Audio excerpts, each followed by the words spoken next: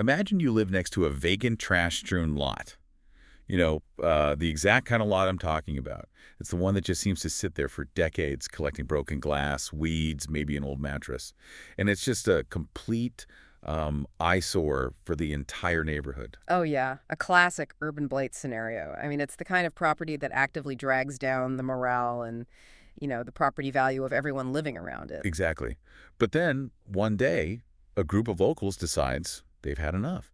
They roll up their sleeves, they clean it up, and they spend like $30,000 on landscaping. Wow, 30 grand. Yeah, 30 grand. And they transform this hazardous dumping ground into a beautiful, charity-raising pop-up beer garden. The community absolutely loves it. But then, well, the city decides to shut it down. Can they do that? Man, that is the ultimate bureaucratic buzzkill. Right. I mean, it presents this incredibly fascinating legal problem. Today, on this deep dive, we're looking at how the law defines what makes a business a quote-unquote public nuisance and what legal authority a municipality actually has to force a business to just cease operations. Okay, let's unpack this, map out the journey for us today. Right. So to understand this, we need to examine two key doctrines from the Commonwealth Court of Pennsylvania. Okay. First, we're going to look at the strict statutory requirements for a municipal cease operations order under the Philadelphia Code. Got it. Second, we will dissect the common law property doctrines of public nuisance, which is also called nuisance in fact, versus something called nuisance per se. Okay, nuisance in fact versus nuisance per se. Exactly. What's fascinating here is how these rules force us to separate a city's rigid zoning categories from the actual, tangible harm to a community. Well, how does a city legally justify shutting down an active business operation in the first place? Under Section 14306 of the Philadelphia Code, a cease operations order requires the government to prove specific elements. The general rule has two main elements, with the second element containing two alternative prongs. Okay, two elements, and the second one has an either situation. Exactly. Well, let's analyze SPTR, Inc. v. City of Philadelphia. First, what are the legally dispositive facts? Right. So the appellees in this case operated a pop-up beer garden in an RM1 residential zone. So it was zoned for housing. Right. But they didn't just go rogue. They actually had PLCB liquor licenses, they had health permits, and like you mentioned, they invested $30,000 to clear that blighted lot. However, they lacked a zoning or use registration permit. Because of that missing permit, the city's Department of Licenses and Inspections, or L&I, issued a cease operations order. The trial court actually granted an injunction to keep the garden open, but then the city appealed. And what was the core legal issue? The precise legal issue was this. Did L&I meet the statutory criteria to issue a cease operations order against the beer garden for operating without a zoning permit? What rule of law did the court apply? Please state the full black-letter rule and break it down into its testable elements. Okay, the Philadelphia Code rule for a cease operations order has two elements. Right. First, the property owner engages in a use without one or more required permits. Okay, that's element one. Second, either prong A, the missing permits are required to protect the public health or safety, or prong B, the continued use is creating a public nuisance. And just briefly, how do they define public nuisance? A public nuisance is basically an unreasonable interference that annoys the whole community and affects health, safety, or morals. Thank you. Now for the court's elemental analysis. Let's walk through this step by step. How did the court apply the first element, engaging in a use without a required permit? Okay, so doing a mini IRAC here. The sub-issue is, did the beer garden lack a required permit? Right. The application of the facts is pretty straightforward. The code requires a zoning permit for this commercial use in a residential area, and the appellees simply did not have one. So it's black and white. Exactly. So the conclusion for this step is that element 1 is definitively met. Understood.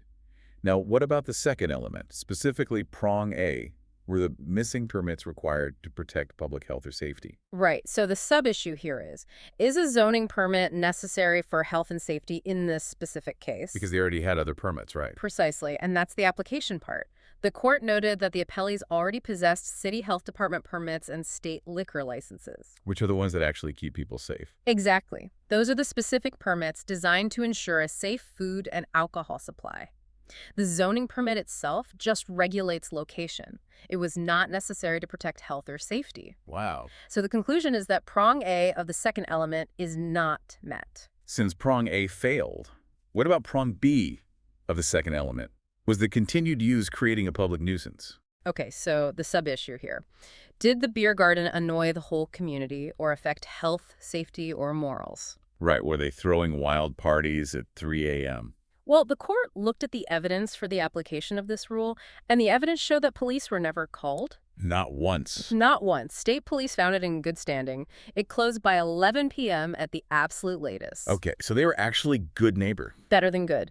The appellees transformed a trash-strewn lot into a landscaped area that actually raised money for local charities. Oh, wow. Yeah. So the conclusion here is that the use was a tangible benefit, not an inconvenience or a troublesome offense. Therefore, prong B is not met. And after analyzing all the elements, what was the court's final conclusion?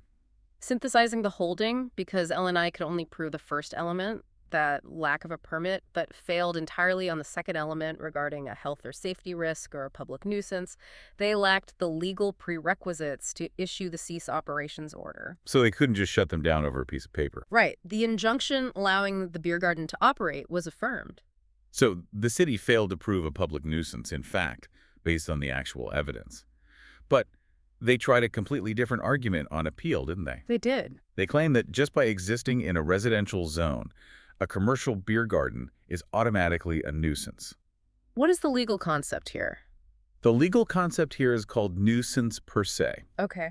The general rule for a nuisance per se is that it's an act or use of property that is a nuisance at all times and at all places. At all times and all places. That sounds intense. It is. Its elements require that the business has unavoidable inherent characteristics that make it legally injurious to health and property in certain locations, regardless of how carefully it is conducted. So the city argued that selling alcohol in a residential area meets this rule. How did the court analyze this? The court firmly rejected it. I mean, while a commercial use in an exclusively residential area can be a nuisance per se under very specific conditions, the mere existence of a beer garden does not automatically qualify because it's not inherently destroying the neighborhood. Right. The courts just have not declared the sale or consumption of alcohol to be inherently injurious to health and property as a matter of law. Okay, but if a beer garden in a residential neighborhood isn't automatically a nuisance, what is?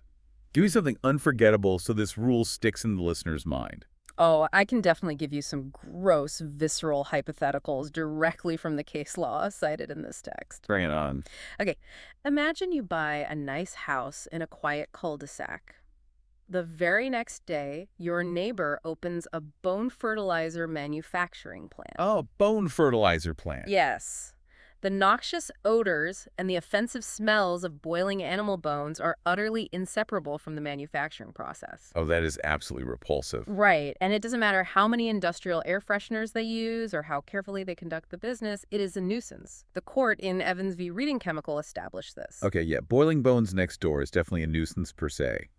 What else? Or imagine someone opens a cattle stockyard right next to your bedroom window. This was in Eccles v. Webley.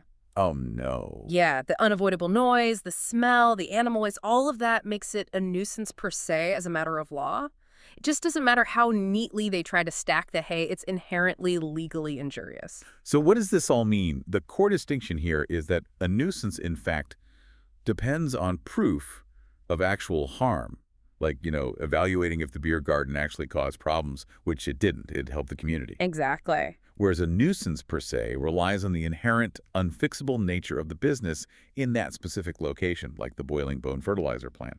No amount of good behavior fixes boiling bones. That is a perfect summary. To ensure our listener has this locked down, synthesize these rules into a diagnostic checklist. Absolutely. So if you're taking an exam or just trying to issue spot a problem like this, here is your step-by-step diagnostic tool. Step 1. Step 1. Identify the missing permit. Is it a zoning permit, which regulates location, or a health and safety permit, which regulates the actual safe operation? Okay. Step 2. Step 2. Check the cease order prerequisites. Does the statute require just a missing permit, or does it require a missing permit, PLUS, a threat to health and safety, or a public nuisance? Like we saw in Philadelphia. Oh. So step 3. Step 3, evaluate nuisance, in fact. You have to look at the specific operations. Are there police calls, late hours, or community complaints? Or, on the flip side, is there evidence of community benefit? Right. You need actual evidence. Step 4. Step 4. Evaluate nuisance per se. Is the business inherently unavoidably noxious, like a cattle stockyard or a bone fertilizer plant, where absolutely no amount of careful operation can prevent injury to the neighbors? That is incredibly clear. Thank you. You're welcome. And, if we connect this to the bigger picture, the reason you should care about this is that zoning laws aren't just dry, bureaucratic red tape. They are the actual battleground for how a community defines its own well-being. This deep dive shows that common sense and tangible community benefits can actually sometimes triumph over rigid municipal codes. Yeah, the beer garden was technically illegal under the zoning code, but it cured a blight the city itself had failed to fix for years. Exactly. It raises a fascinating question for you to explore. What happens when a legally, quote-unquote, prohibited use actually serves the community better than the legally permitted use? Who truly gets to define what a community's well-being looks like? The rule book or the neighbors?